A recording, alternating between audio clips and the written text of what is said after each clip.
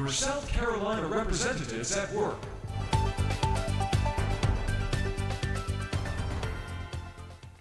This week, I want to turn our attention to South Carolina State Senator Wes Climer from Rock Hill. Have you heard of him before? I haven't. Yeah, he's been pretty quiet, but the reason why he's getting some news mentions recently is because he announced his intentions to run for U.S. Congress in South Carolina District 5 to replace Ralph Norman, who himself has announced he's running for governor of South Carolina. You see how all those dominoes fall. Yeah. So he's looking to move up into the U.S. Congress. So I figured, well, since he may be a next congressman from South Carolina, let's get to know him. Okay. So first, I want to play a couple of clips from him. I really can't say I know much about Wes Climer, but I have watched him debate about the South Carolina school voucher program as part of the state Senate. Mm-hmm. In this first clip, he's fielding a question from fellow Senator Daryl Jackson from Columbia. Yeah.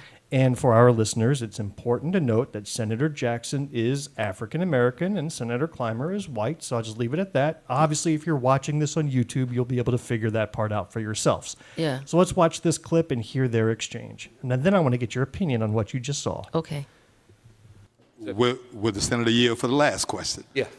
And Senator, again, the only reason I did get up to ask that is that I just took offense to saying that the only way you can have school choice if you make almost $200,000 in South Carolina is to have the government pay for it. Senator, I didn't know some of my friends on the other side love government checkbooks so much. Senator, I from think Spartanburg. as someone who says the word equity a lot, Right. let me come back to you with an equity argument. Who says the word equity? I've heard you say it a few You times. haven't heard me use the All right. word equity. So all of these parents, regardless of their income, are paying the taxes. All right, so we'll stop it right there. What are your impressions of that exchange? What did you pick up on? The man said, first of all, that was a shot. He tried to take a shot at Senator Jackson because he said, someone who always says equity. But he looked at him like, okay, you're a black man and you're always crying for equity, so we're going to make sure that not just you have equity, everybody have equity. And then Senator Jackson was like, I didn't say it. This dude got a problem with people. Oh, he can't be governor.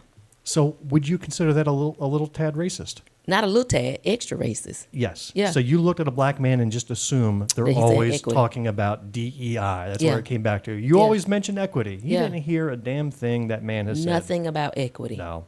So that to me starts to tell me a lot about this gentleman's character. And he truly is extreme. Here's another clip where Senator Climer, Wes Climer, is asking a question of Democrat Senator Russell Ott. Now listen to this exchange. Senator, were you aware that I think the principal utility of a testing regime in schools is to get useful data about student progress? Agreed. Yep. All right. So a standardized test that's administered statewide, were you aware, is predicated on a standardized curriculum. Were you aware of that further? Sure. And were you further aware that many private schools have a entirely different curriculum than is present in public schools? Absolutely. So, for example, further were you aware, take the case of my children. They learn Latin. They have a class where they memorize scripture and poetry. They go to a school where there's not a battery in the classroom.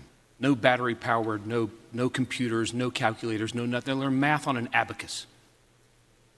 And so were you aware, Senator, that if my children took the standardized testing on the same grade levels as their public school peers, the tests would be completely irrelevant as a measure of the efficacy of their school because they're not even taught the same thing. And so then my question becomes, Senator, what's the point of subjecting people to a testing regime that by its very essence would deliver useless results? And so we'll leave it there. So what did you learn about Senator Climer's kids? They're going to get left behind. Yeah, because I think knowing Latin and memorizing scripture really applies in the workplace. They're going to get left behind, and someone like him will do whatever he can to make rules and regulations that will protect that particular population. I work in technology. You know how many times I have to pull out my abacus? I mean, they're learning abacus. Abacus. Not allowed to use calculators or technology. Here's what he showed you. He showed you that instead of doing something that would benefit the whole state, his thought process and the way he will govern will be to benefit a pocket of people in that one response. So the point here is he can send his kids wherever he wants. That's not an issue. But to use our tax dollars to pay for kids to learn Latin and the abacus as the only, course curriculum, and then to say that the standard testing that applies to the rest of the state doesn't apply to them because they're learning completely different things. And here's where sir, most all schools teach a foreign language. Latin is a foreign language. So don't say, my kids are learning Latin. Well, if your child goes to a public school, some of them may teach Latin. There's a variety of different languages that they can teach. But we're going to teach what they can use and be functional in society. Isn't that the purpose of education? But not to have items with batteries in the classrooms, no calculators. Strange. That just is weird. So it would make me want to know, how does he vote when it comes down to any type technological bills? Yeah. So he didn't name the school, but I did some research, and I'm going to guess, and I could be wrong in this guess, that he's referring to Providence Classical School in Rock Hill. Let me pull up their website, and I want you to see this with me. Somebody needs some guidelines. All right, so we're looking at the website for Providence Classical School, and let's take a look at their mission statement. Would you read that out loud there? Yes, we exist to cultivate students of wisdom and virtue by educating to the highest standards of the classical Christian tradition for the glory of God. All right, so that's what we want to send public dollars to. Now, listen, I've got nothing against Christian education. I went to Catholic school, right? Middle school and high school. Okay. I get it, right? So I get it, but I just don't see my tax dollars going to a school whose purpose is the Christian tradition for the glory of God. Scroll down. Right. I want to read what they said. Go right here. Okay. Yeah, well, you can get lost. You can get lost in this website. Yeah. Mm-hmm. But one thing that came out to me is that they are accredited by the Classical Latin School Association. That is a national association.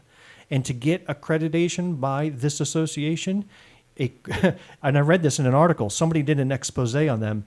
You just submit a self-study to the body, and then you invite the staff for an on-site visit. Schools wishing to obtain accreditation must pay a $150 application fee and cover the expenses related to the visit, according to the association's website. There's a fascinating deep dive into this group that was performed by the Courier-Journal in Kentucky. So I'll leave it up to you to check that out in our show notes. Okay. But this feels almost cult-like. Yeah. Rather than true education for the public good. When I saw the site, I went, I bet every one of the people that's on the board for the Moms of Liberty work there. You think? Work there. So I just found that an interesting background. Back up. In that right here. But it seems that he doesn't want to do standardized testing because it's irrelevant.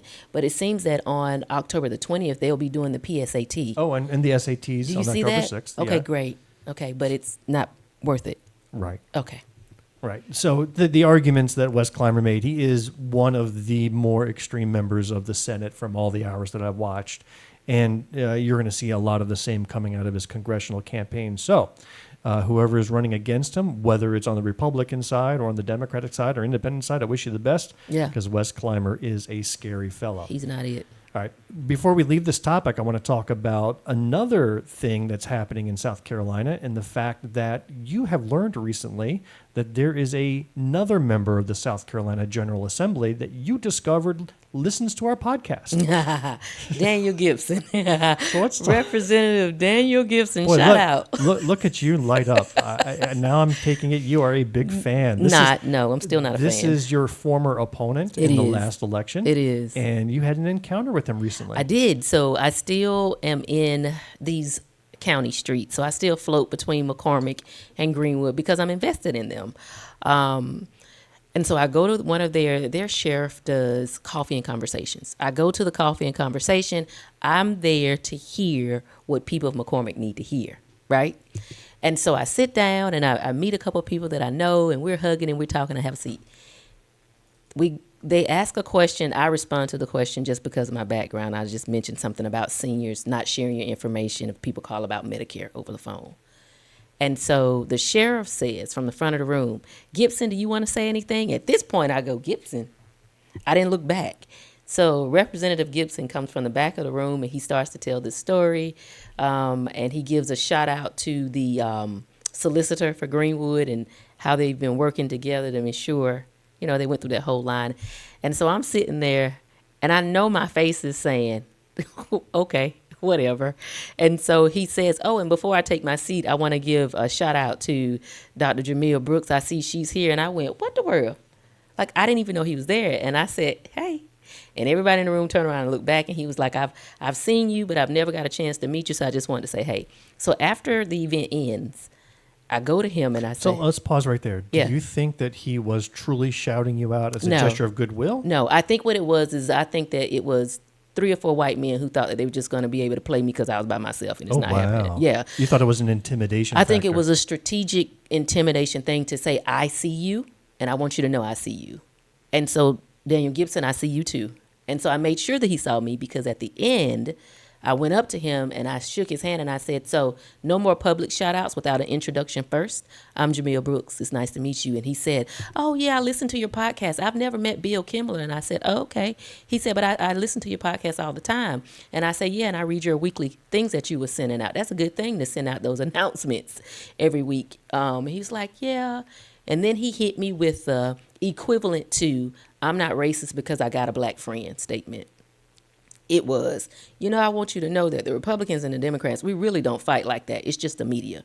We really get along really well. And I went, so ain't nobody else watching what y'all be doing in the House and the Senate. We don't see the turmoil.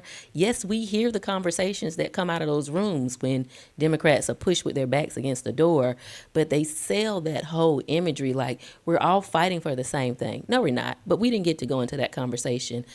We had another conversation about the abortion bill, and just when I got ready to ask the question about hate crime and where he stands with that, we were interrupted. So, but it was cordial. Both people were cordial. But I thought that was I thought that was an attempt to try to say, here I am. But How interesting, and I'm very proud of you for conducting yourself in a very respectful manner and Always. a strong manner. Always. Always. You were not cowed down. In fact, I know when you're pushed, you push double hard. Yeah, I You made sure push I double went hard and shook back. every one of their hands. Wow. Yeah. Oh, fantastic. Well, Daniel Gibson, we're happy that you are a listener, and maybe some of what we say will rub off. Not likely, but we can only hope. Yeah.